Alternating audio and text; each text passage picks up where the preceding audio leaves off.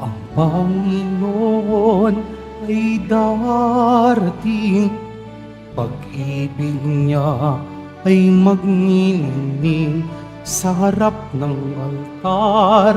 Kami kumaklapit, umaawit ng masayang papuri.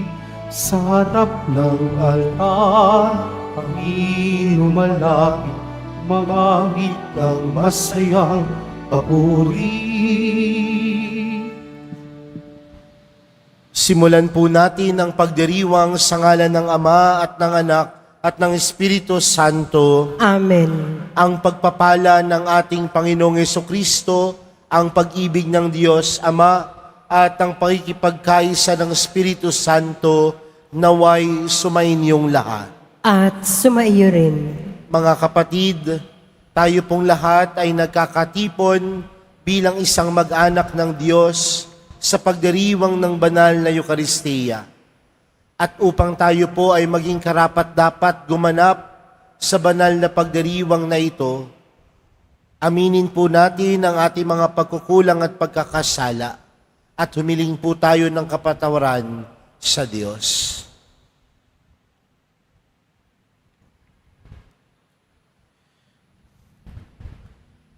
Sinugong tagapagpagaling sa mga nagsisisi, Panginoon, kaawaan mo kami. Panginoon, kaawaan mo kami. Dumating na tagapag-anyayang mga makasalanan ay magsisi, Kristo, kaawaan mo kami. Kristo, kaawaan mo kami. Nakaluklok ka sa kanan ng Diyos Ama para ipamagitan kami. Panginoon, kaawaan mo kami. Panginoon, kaawaan mo kami. Kaawaan tayo ng makapangyarihang Diyos, patawarin tayo sa ating mga kasalanan, at patnubayan tayo sa buhay na walang hanggan. Amen. Manalangin tayo. Panginoong Hesus, dumating ka nawa at huwag nang magluwat sa mga nagtitiwala sa iyong pag-ibig na matapat. Makapagbigay galak nawa ang iyong pagparito kasama ng Ama at ng Espiritu Santo magpa sa walang hanggan. Amen. Magsiupo ang lahat. Pagbasa mula sa ikalawang aklat ni Samuel.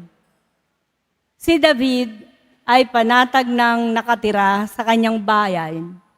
Sa tulong ng Panginoon, hindi na siya ginambala ng kanyang mga kaaway. Tinawag niya si Nathan at sinabi, "Nakikita mong nakatira ako sa tahanang Cedro. Ngunit ang kabanang tipan ay sa tolda lamang." Sumagot si Nathan, "Isagawa mo ang iyong iniisip, sapagkat ang Panginoon ay sumasa iyo." Ngunit ng gabing iyo'y sinabi ng Panginoon kay Nathan, "Ganito ang sabihin mo kay David, ipagtatayo mo ba ako ng tahanan? Inalis kita sa pagpapastol ng tupa upang gawing pinuno ng bayang Israel. Kasama mo ako saan mang dako, at lahat mong mga kaaway ay aking nilipol. Gagawin kitang dakila ang iyong pangalan, tulad ng mga dakilang tao sa daigdig. Bibigyan ko ang Israel ng kanyang lupa at doon ko patitirahin. Wala nang gagambala sa kanila roon. Wala nang aalipin sa kanila tulad noong una, buhat nang maglagay ako ng hukom nila. Magiging payapa ka sapagkat wala nang gagambala sa iyo. Bukod dito, akong Panginoon ay nagsasabi sa iyo, patatatagin ko ang iyong sambahayan. Pagkamatay mo, isa sa iyong mga anak ang ipapalit ko sa iyo. Patatatagin ko ang kanyang kaharian. Kikilanlin ko siyang anak at ako namay magiging ama niya. Magiging matatag ang iyong sambahayan. Ang iyong kahari ay hindi mawawaglit sa aking paningin at mananatili ang iyong trono.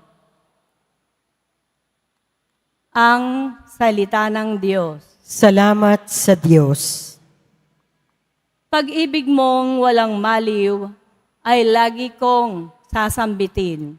Pag-ibig mong walang maliw ay lagi kong sasambitin. Pag-ibig mo, poon, na di nagmamaliw, ang sa tuwi-tuwinay aking aawitin. Ang katapatan mo'y laging sasambitin. Yoong pag-ibig mo'y walang katapusan. Sintatag ng langit ang iyong katapatan. Pag-ibig mong walang maliw ay lagi kong sasambitin. Sabi mo, poon, ikaw ay may tipan na iyong ginawa kay David mong hirang. At ito ang iyong pangakong iniwan. Isa sa lahi mo'y laging maghahari. Ang kaharian mo ay mamamalagi. Pag-ibig mong walang maliw ay lagi kong sasambitin. Gagawin ko siyang anak na panganay, mataas na hari nitong daigdigan. Laging maghahari ang isa niyang angkan, sintatag ng langit, yaong kaharian. Pag-ibig mong walang maliw ay lagi kong sasambitin. Magsitayo po ang lahat.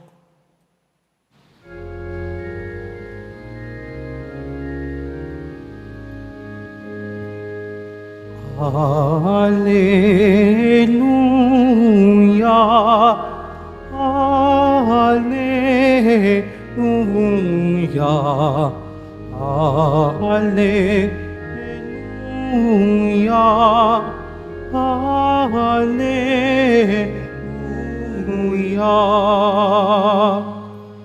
Sinag ng bukang liwayway at araw ng kaligtasan,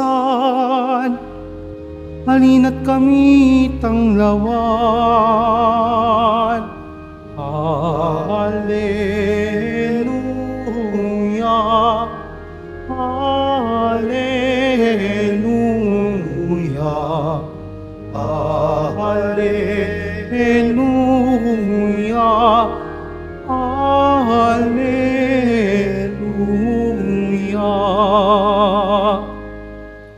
Sumainyo ang Panginoon. At sumaiyo rin. Ang mabuting balita ng Panginoon ayon kay San Lucas. Papuri sa iyo, Panginoon. Noong panahong iyon, napuspos ng Espiritu Santo si Zacarias na ama ni Juan at nagpahayag ng ganito, Purihin ang Panginoong Diyos ng Israel, sapagkat nilingap niya at pinalaya ang kanyang bayan, at nagpadala siya sa atin ng isang makapangyarihang tagapagligtas mula sa lipi ni David na kanyang lingkod. Ipinangako niya sa pamamagitan ng kanyang mga banal na propeta noong una na ililigtas niya tayo sa ating mga kaaway at sa kamay ng lahat ng napupuot sa atin. Ipinangako rin niya na kahabagahan ang ating mga magulang at aalalahanin ng kanyang banal na tipan. Yan ang sumpang binitiwan niya sa ating amang si Abraham na ililigtas tayo sa ating mga kaaway upang walang takot na makasamba sa Kanya at maging banal at matuwid sa Kanyang paningin habang tayo'y nabubuhay. Ikaw naman, anak, ay tatawagang propeta ng kataas-taasan, sapagkat mauuna ka sa Panginoon upang ihanda ang Kanyang mga daraanan at ituro sa Kanyang bayan ang landas ng kaligtasan, ang kapatawaran ng kanilang mga kasalanan, sapagkat lubang mahabagin ang ating Diyos magbubukang liwayway sa atin ang araw ng kaligtasan, upang magbigay liwanag sa mga nasa kadiliman at nasa ilalim ng kamatayan, at patnubayan tayo tungo sa daan ng kapayapaan. Mga kapatid, ang mabuting balita ng Panginoon. Pinupuri ka namin, Panginoong Heso Kristo. Magsiupo ang lahat. Magandang tanghali po sa inyong lahat. Pwede po bang batiin ang inyong katabi ng magandang tanghali? Dumako na po tayo sa huling araw ng ating paghahanda. Huling araw ng panahon ng Adbyento. Kung tutuusin niya ho, dito ho sa simbahan ng Quiapo, ito po ang huling misa sa panahon ng Adbyento. Mamaya ho, pag nagmisa ho ng alas 5, ito ay pagmimisa na patungkol sa Kapaskuhan. Pero mga kapatid, hindi pa ho Pasko. At patuloy tayong pinapaalalahanan na sa ating pagninilay at pagdarasal, magandang tanungin, handa na ba ang ating puso na tanggapin ng Panginoon? Handa na ba ang ating sarili na ipanganak si Jesus hindi lang sa sabsaban, kundi sa ating mga buhay? Mga kapatid, tandaan po natin na ang unang Kapaskuhan ay simple. Ang unang Kapaskuhan ay puno ng kapayakan. Si Jesus ipinanganak sa sabsaban, tahimik, walang masyadong ilaw, wala masyadong ingay, katahimikan at kapayakan ang unang Pasko. Kaya nga magandang tanungin yung ating mga sarili sa mga oras na ito, marunong pa ba tayong tumahimik? Nakatatahimik pa ho ba tayo sa pagdiriwang natin ng Kapaskuhan? At marahil sasabihin niyo sa akin, Father, akala ko po ba dapat masaya ang pagdiriwang ng Pasko? Masaya naman ho talaga dapat. Pero nagagamit ba natin ang oras na ito na manahimik, magnilay? Sa atin pong ibanghelyong napakinggan po natin ang kwento ni Zacarias na nagbibigay papuri sa Diyos sa pamamagitan ng awit.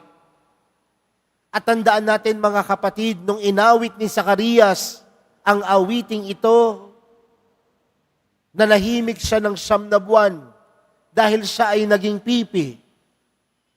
Pero ginamit ni Zacarias yung 9 na buwan na ito upang makita kung paanong kumilos ang Diyos sa kaniyang buhay. Ginamit ni Juan Bautista ang 9 na buwan na pananahimik upang maramdaman niya ang tunay na pagmamahal ng Diyos sa kaniya. Kaya nga mga kapatid, sa buhay po natin mahalaga ang manahimik. Dahil sa mga oras na tayo ay nananahimik, mas nararamdaman natin at naririnig ang tinig ng Diyos na nangungusap sa atin. At ang pangungusap ng Diyos sa atin ay laging pagtupad sa kanyang pangako para sa atin. At ano ang pangako ng Diyos? Pangako ng Diyos ng kanyang pagmamahal. Pangako ng Diyos sa atin ng kanyang awa. Pangako ng Diyos sa atin na hindi niya tayo pababayaan. Sa pananahimik, mapagtatanto natin na tayo'y magbigay papuri sa Diyos sa kabutihan, pagmamahal, at awang patuloy niyang ipinagkakaloob sa kabila ng hindi natin karapat-dapat. Kaya mga kapatid, sa kapanganakan ng Panginoon, yan ang regalo sa atin ng Diyos. At ang regalo ng Diyos ang pinakamaganda dahil si Jesus ang kanyang ipinagkaloob. Hindi tayo karapat-dapat. Marami tayong pagkukulang. Marami tayong pagkakasala. Pero ang Diyos ay mapagmahal. Ang Diyos mabuti.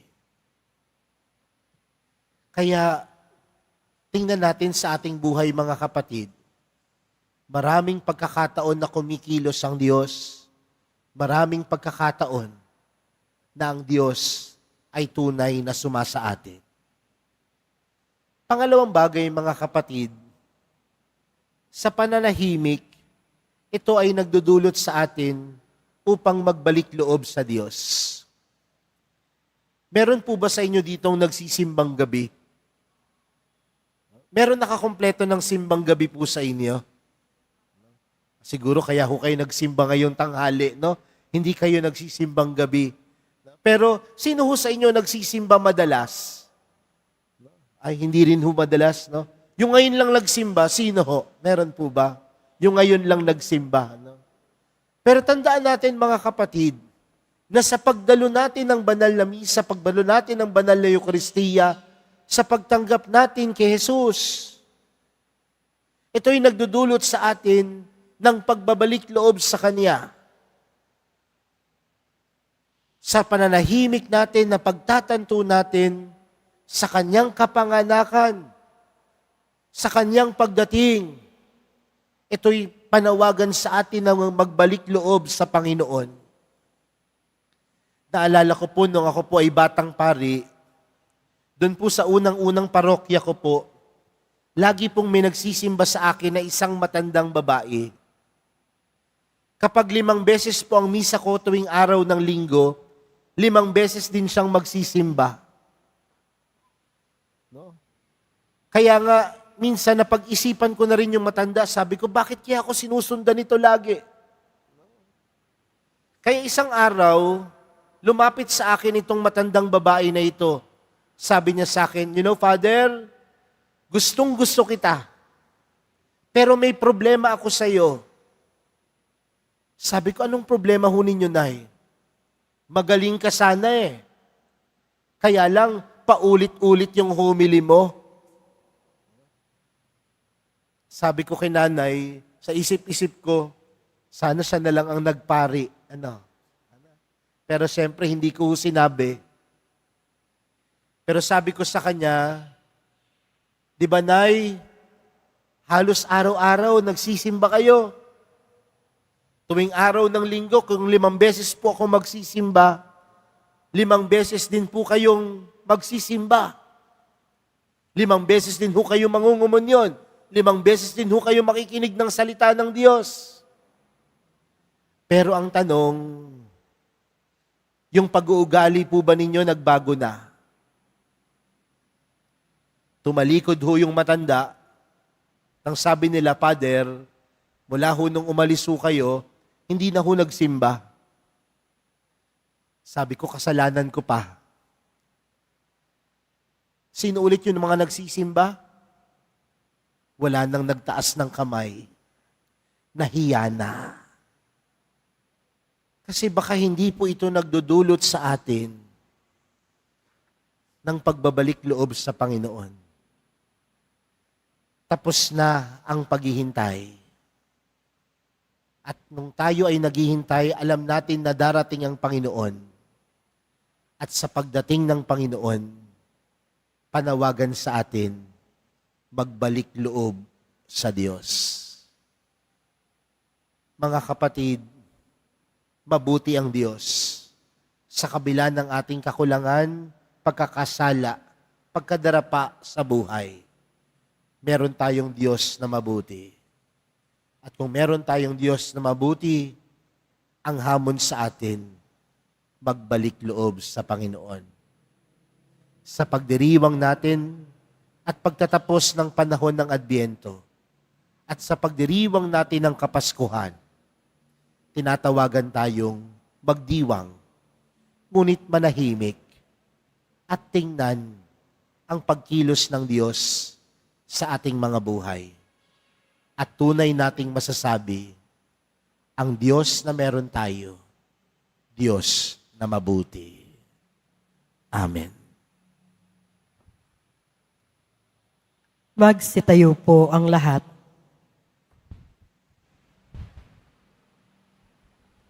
Minamahal kong mga kapatid, pinasasalamatan ni Zacarias ang Diyos dahil sa pagiging tapat nito sa pangako. Bunga ng pagtitiwala sa pagiging bukas palad ng Diyos, idulog natin ngayon sa Kanya ang ating mga pangangailangan. Ang ating panalangin, halina Panginoon at pagpalain kami. Halina, Panginoon, at pagpalain kami. Tayo naway matutong magpatawad sa isa't isa sa kabila ng ating nadaramang hinanakit at pagdurusa. Manalangin tayo. Halina, Panginoon, at pagpalain kami. Tayo naway patuloy na magmahal kahit na tayo ay pinagtataksilan o binabaliwala. Manalangin tayo. Halina, Panginoon, at pagpalain kami. Tayo naway higit na gumawa ng kabutihan kahit na tayo ay inaalipusta at hindi inuunawa. Manalangin tayo. Halina, Panginoon, at pagpalain kami. Tayo naway manatiling magpakatotoo sa kabila ng mga pagkutya at di pagtanggap sa atin.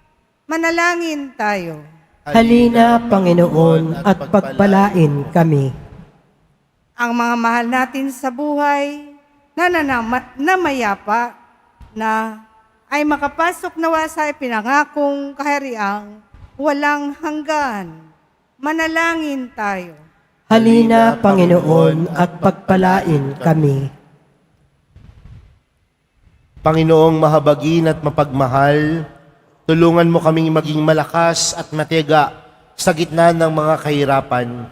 Nawa ay huwag kaming mawala ng pag-asa sa katuparan ng iyong pangako. Hinihiling namin ito sa pamamagitan ni Kristong aming Panginoon. Amen. Magsiupo ang lahat.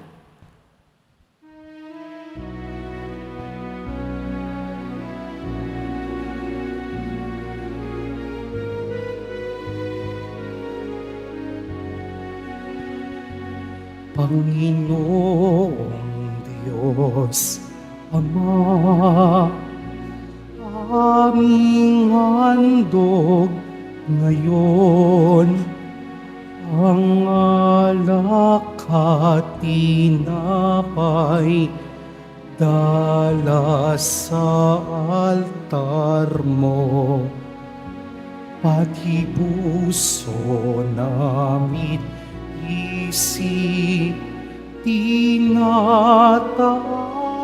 sa'yo habang naghihintay kami kay Kristong darating.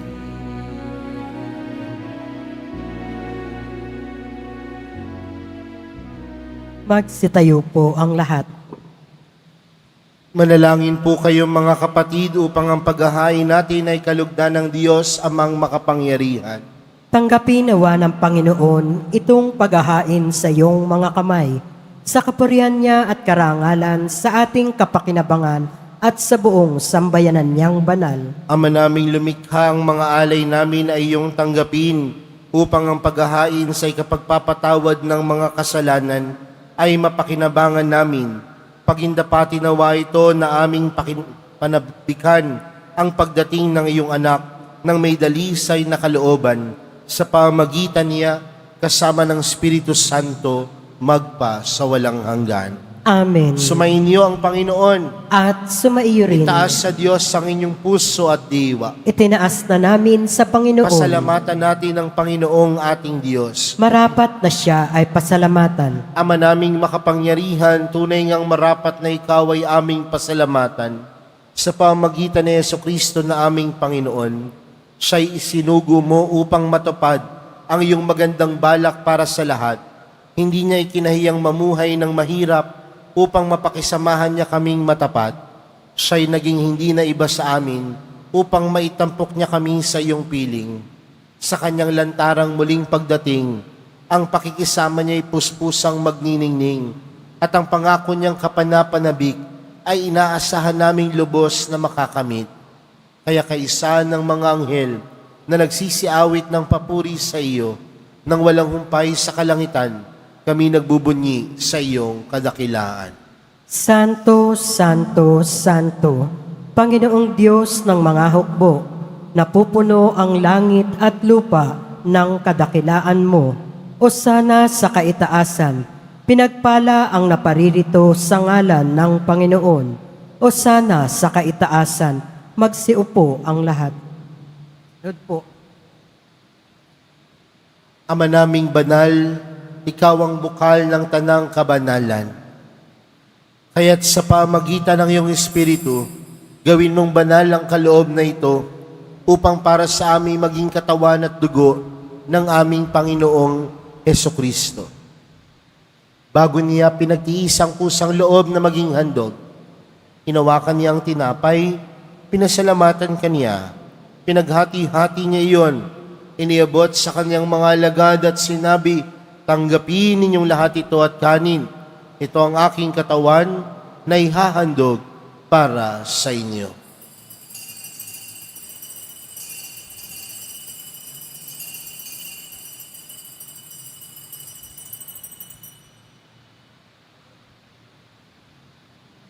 Gayon din naman noong matapos ang hapunan, hinawakan niya ang kalis, muli kanyang pinasalamatan, iniabot niya ang kalis sa kanyang mga alagad at sinabi, tanggapin ninyong lahat ito at inumin.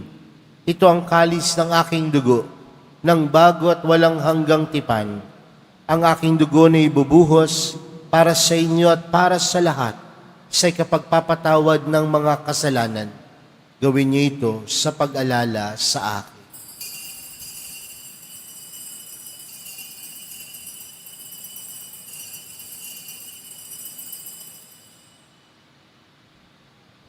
Magsitayo po ang lahat. Ipagbunyi natin ang misteryo ng pananampalataya. Si Kristo'y namatay, si Kristo'y nabuhay, si Kristo'y babalik sa wakas ng panahon. Ama, ginagawa namin ngayon ang pag-alala sa pagkamatay at muling pagkabuhay ng iyong anak. Kaya't inaalay namin sa iyong tinapay na nagbibigay buhay at ang kalis na nagkakaloob ng kaligtasan. Kami nagpapasalamat dahil kami iyong minarapat na tumayo sa harap mo para maglingkod sa iyo. Isinasamo namin kaming magsasalo-salo sa katawan at dugo ni Kristo ay mabuklod sa pagkakaisa sa pamagitan ng Espiritu Santo. Ama, lingapin mo ang iyong simbahang laganap sa buong daigdig. Puspusin mo kami sa pag-ibig kay San Francisco na aming Papa at ni Jose na aming Obispo at ng Tanang Kaparian. Alalahanin mo rin ang mga kapatid naming nahimlay nang may pag-asang sila'y muling mabubuhay, gayon din ang lahat ng mga pumanaw. Kaawaan mo sila at patuloyin sa iyong kaliwanagan. Kaawaan mo at pagindapatin kaming lahat na makasalo sa iyong buhay na walang wakas. Kaysa ng mahal na Birheng Maria na ina ng Diyos, ng kabiyak ng puso niyang si San Jose, kaysa ng mga apostol at ng lahat ng mga banal na namuhay dito sa daigdig ng kalugod-lugod sa iyo. May pagdiwang nawa namin ng pagpupuri sa ikararangal mo sa pamagitan ng iyong anak na aming Panginoong Hesukristo. Sa pamagitan ni Kristo, kasama niya at sa Kanya, ang lahat ng parangal at papuri ay sa iyo, Diyos amang makapangyarihan, kasama ng Espiritu Santo, magpa sa walang hanggan. Amen. Lumapit po tayo sa Ama natin sa langit, sa panalangin tinuro sa atin ni Jesus. Ama namin, sumasalangit ka, sambahin ang ngalan mo, mapasa amin ang kaharian mo, sundin ang loob mo dito sa lupa para nang sa langit. Bigyan mo kami ngayon ng aming kakanin sa araw-araw, at patawarin mo kami sa aming mga sala, para ng pagkapatawad namin sa nagkakasala sa amin. At huwag mo kami ipaintulot sa tukso, at iadya mo kami sa lahat ng masama. Hinihiling po namin kami adya sa lahat ng masama, pagkalooban ng kapayapaan araw-araw, iligtas sa kasalanan at ilayo sa lahat ng kapahamakan, samantalang aming pinananabikan ang dakilang araw ng pagkapahayag ng tagapagligtas naming si Jesucristo. Sapagkat iyo ang kaharian at ang kapangyarihan at ang kapurihan magpakailanman. Amen. Panginoong Jesucristo, sinabi mo sa iyong mga apostol, kapayapaan ng iniwan ko sa inyo, ang aking kapayapaan ang ibinibigay ko sa inyo. Tunghayan mo ang aming pananampalataya at huwag ang aming pagkakasala. Pagkalooban mo kami ng kapayapaan at pagkakaisa ayon sa iyong kalooban, kasama ng Espiritu Santo, magpa sa walang hanggan. Amen. Ang kapayapaan ng Panginoon ay laging sumainyo. At sumaiyo rin. Magbigayan po kayo ng kapayapaan sa isa't isa.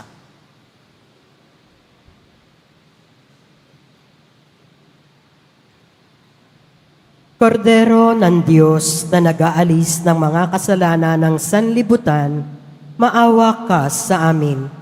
Kordero ng Diyos na nag-aalis ng mga kasalanan ng sanlibutan, maawa ka sa amin. Kordero ng Diyos na nag-aalis ng mga kasalanan ng sanlibutan, ipagkaloob mo sa amin ang kapayapaan. Magsiluhod po ang lahat.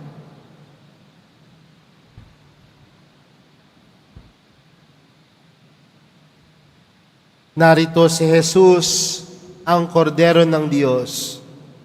Siyang nag-aalis ng kasalanan ng sanlibutan. Mapalad ang mga inaaniyahan sa kanyang piging. Panginoon, hindi ako karapat-dapat na magpatuloy sa iyo, ngunit sa isang salita mo lamang ay gagaling na ako.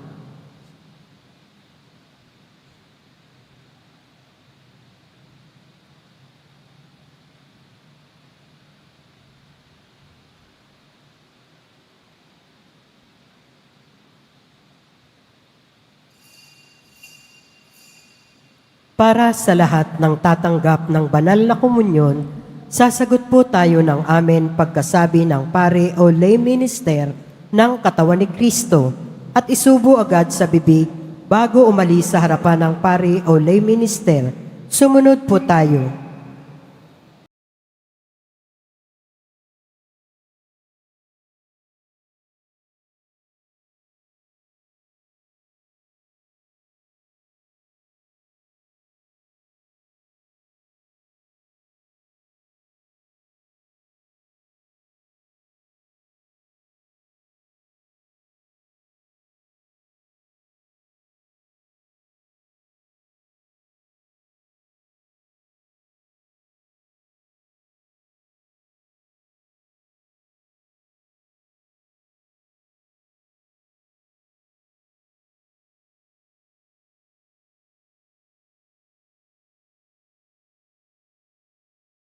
Po ang lahat.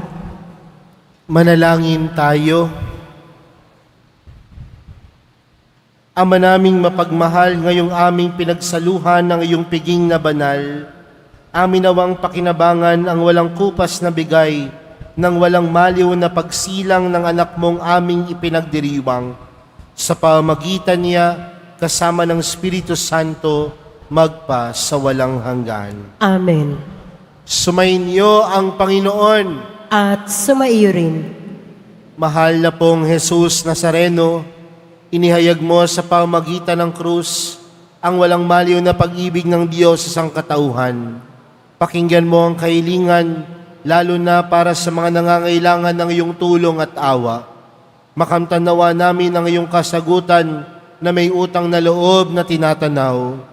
Basbasan din po ninyo itong mga imahen at dasalan upang lalo kaming manalangin at magtiwala.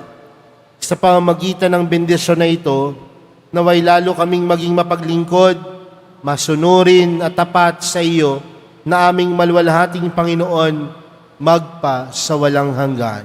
Amen. At pagpalain po kayong lahat ng makapangyarihang Diyos, Ama, Anak, at ng Espiritu Santo. Amen. Humayo kayong taglayang kapayapaan ng poong Jesus Nazareno. Salamat sa Diyos.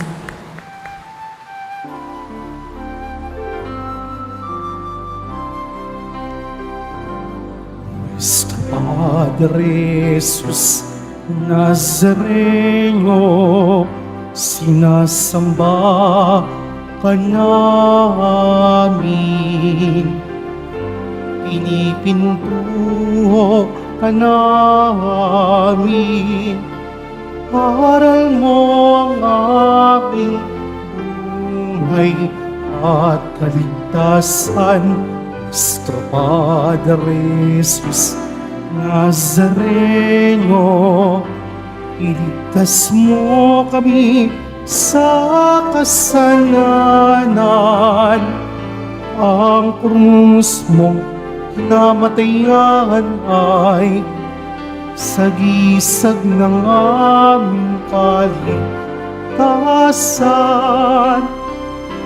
Nuestro Padre Jesus Nazareno, dinarangal ka namin. Nuestro Padre Jesus Nazareno, inulwalhati ka namin. Nuestro Padre Jesus Nazareno, dinarangal ka namin. Nuestro Padre Jesus Nazareno, inulwalhati ka namin.